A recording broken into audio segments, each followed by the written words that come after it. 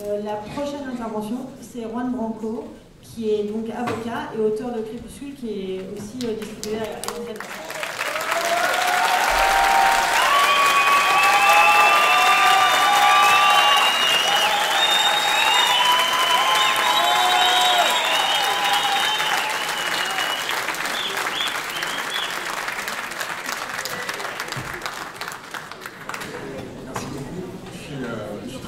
Parmi vous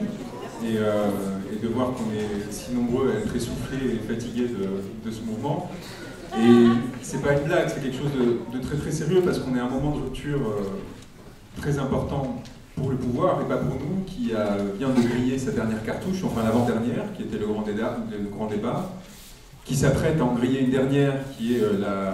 les conséquences qui vont être prises, les décisions qui vont être prises suite à ce grand débat, et qui va essayer de jouer les prolongations après avec les élections européennes, où on va essayer de mettre en scène une sorte de reprise en main de l'espace démocratique et de montrer qu'en fait tout allait bien et qu'il n'y avait plus de problème. Donc voir qu'on est si nombreux en fait à se désolidariser de cette petite mécanique qu'entretiennent un certain nombre de médias, pour ne pas dire la totalité, en complicité avec ce pouvoir, en acceptant notamment le fait d'avoir appelé pendant 3 mois cette organisation de meeting de propagande un débat, je pense que c'est un premier signal qui est envoyé, qui est extrêmement fort. Le second, c'est celui de savoir qu'avec les élections européennes, on a peut-être quelque chose qui ressemble à une deadline. C'est-à-dire que c'est peut-être le dernier moment que l'on devrait se fixer pour réussir à obtenir des résultats, et des résultats majeurs pour notre mouvement. D'ici là, il y a quelques dates importantes. Moi, je vais me concentrer sur une seule, parce que j'ai vu sur Facebook qu'elle intéressait un certain nombre de personnes, c'est le 1er mai. Le 1er mai, il y a un certain événement sur Facebook, je vais vous dire le nom tout de suite, qui a attiré plus de 7000 personnes intéressées et plus de 2000 participants déjà, qui est un événement qui devrait nous inquiéter et quelque part nous intéresser, qui s'appelle Paris, capitale de l'émeute. Alors j'aimerais vraiment vous inciter à réfléchir à ce que ça implique, que dans un contexte de répression extrêmement violente contre un mouvement social, dans lequel on a vu des personnes être mises en garde à vue parce qu'ils avaient fait des commentaires qui semblaient ambigus ou de soutien un peu trop exacerbés à des formes d'expression politique qui ne seraient pas tolérées par notre régime actuel, pardonnez-moi la circonvolution, on voit qu'il y a 9000 personnes qui prennent le risque pénal de montrer leur soutien à un événement majeur avant même de s'engager physiquement, de prendre le risque de manifester, de s'engager, y compris pacifiquement lors de ce jour-là, et de montrer quelque part leur détermination massive à provoquer une bascule dans ce pays, y compris sous une forme révolutionnaire. Et j'ai envie qu'on prenne le temps d'intégrer en fait cette donnée majeure à un moment qui pourrait sembler en fait être la mise en place d'un étouffoir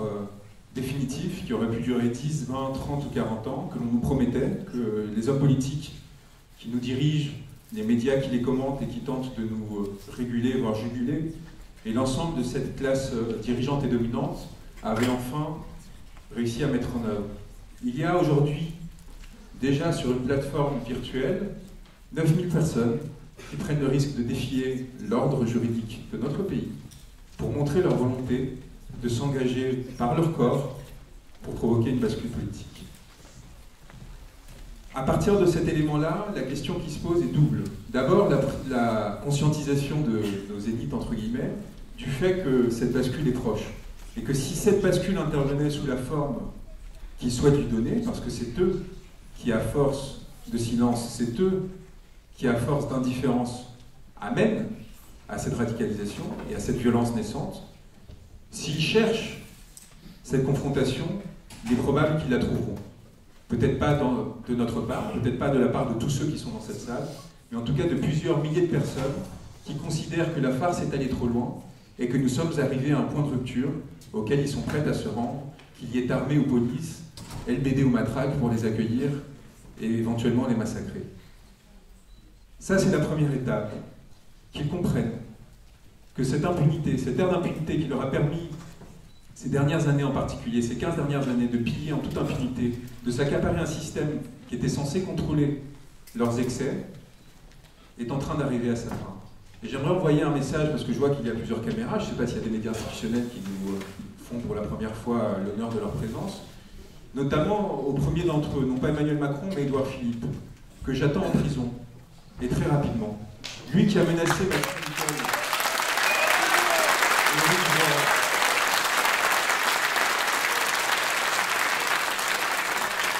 Nicole, Maxime Nicole et Éric Drouet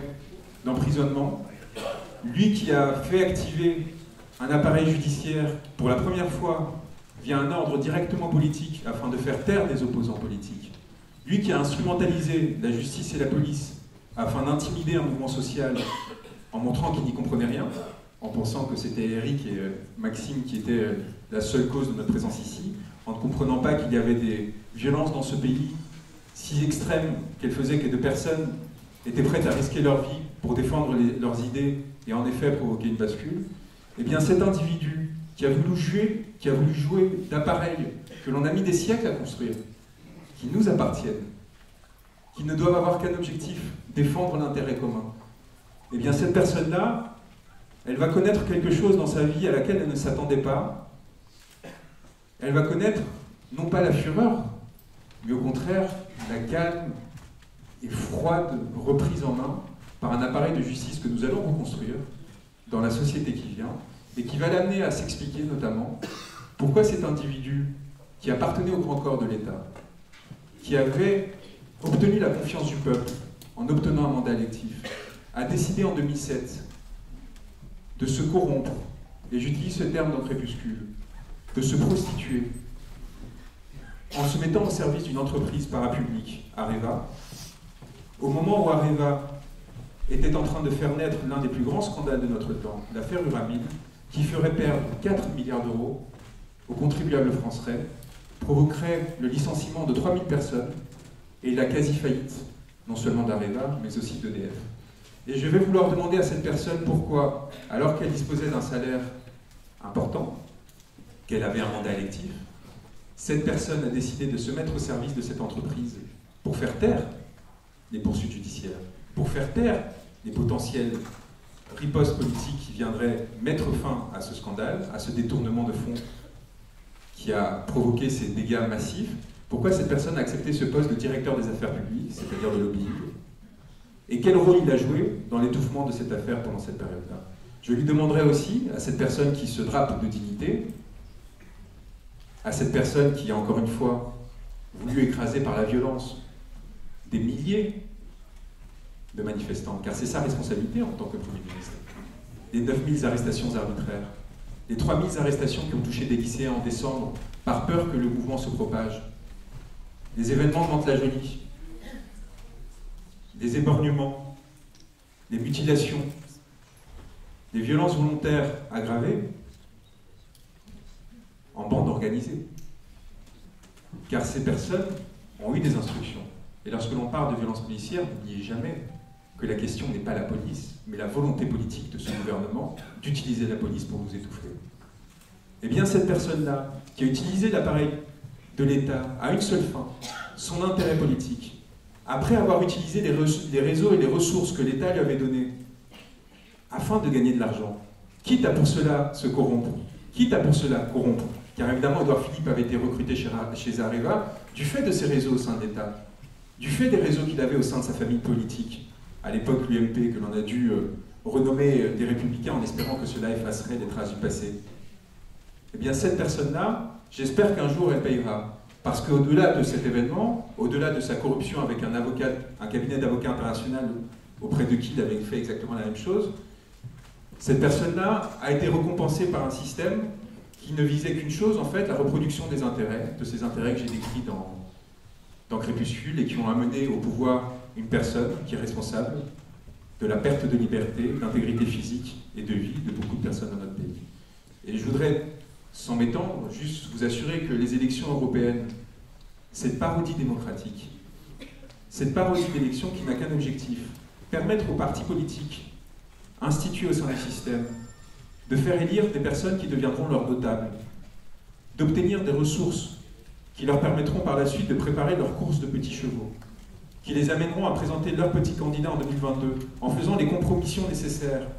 avec les médias mainstream qui font que vous arrivez à passer sur France Inter, sur la matinale, parce que vous avez un discours qui n'est pas trop en rupture avec l'ordre établi, etc., etc. Il nous faut absolument passer au-delà. Car nous avons aujourd'hui une chance historique dans ce pays, c'est d'avoir une masse suffisante qui nous permette de provoquer une bascule démocratique qui nous empêche en 2022 de nous retrouver tributaires d'un seul homme, quel qu'il soit, quelle que soit sa sainteté, dans lequel on devrait à nouveau mettre tous nos espoirs. On a aujourd'hui la possibilité de récupérer notre souveraineté, au sens noble du terme, de provoquer cette dernière étape de démocratisation dont a besoin le pays, après l'institution de la démocratie bourgeoise de 1789, dans lequel nous aurons la capacité directement,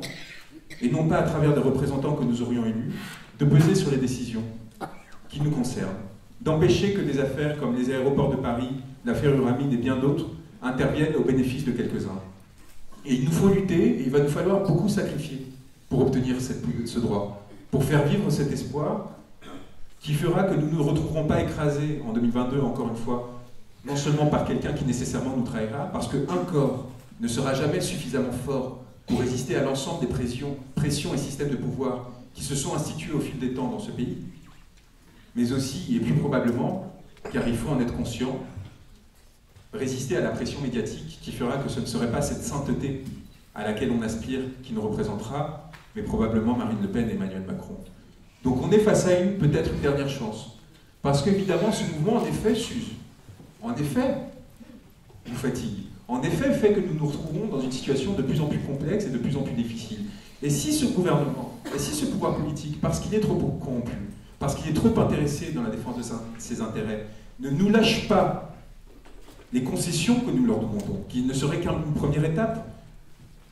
vers un renouvellement démocratique, mais qui nous permettrait, à travers le référendum d'initiative citoyenne et à travers quelques autres dispositifs, d'enclencher cette rénovation, eh bien je pense, et j'en suis convaincu, et je vous le dis avec le sérieux qu'il le faut dans ces circonstances, qu'il nous faudra l'arracher. Et que pour l'arracher, il nous faudra prendre des risques. Et j'espère que les personnes qui sont ici aujourd'hui ont conscience qu'à un moment donné, leur sera demandé ce sacrifice en puissance, que j'espère nous n'aurons pas à faire, mais que s'ils nous mettent dans la situation et dans l'impossibilité de faire autrement, se posera à nous. Et cette question qui se posera à nous,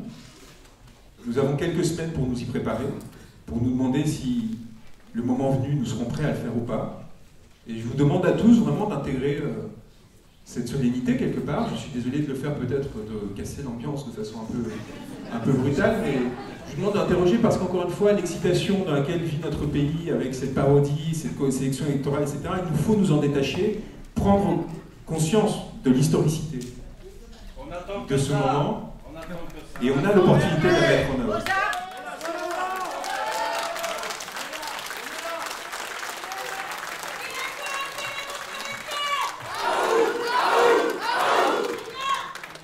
On va avoir besoin chacun les uns des autres, parce qu'il y a des personnes ici qui ont des familles, qui ont des travaux, qui ont des positions qui font qu'ils ne peuvent pas être dans une position d'exposition. Mais il y en a parmi nous qui ont cette chance-là. La vie leur a donné cette chance-là. Le système leur a donné cette chance-là, à force de les écraser, de les réduire à néant, de les mettre dans une précarité telle qu'ils n'ont peut-être même pas le choix. Eh bien, je vous demande, ceux qui n'ont pas ce choix-là, de se tenir derrière ceux qui auront ce choix-là. Et ceux qui pourront justement prendre ce risque-là. À nous de nous organiser, de prendre le temps dans les semaines qui viennent, de préparer ce moment, d'envoyer un message à ce gouvernement pour qu'il prenne conscience que ce n'est pas l'apparat de réponse démocratique qu'il est en train de mettre en place qui suffira, qu'il y a besoin en France d'une rupture radicale et que de toute façon, ils finiront là où je l'ai annoncé parce que ces personnes-là méritent cette prison qu'ils nous ont promis. Merci beaucoup.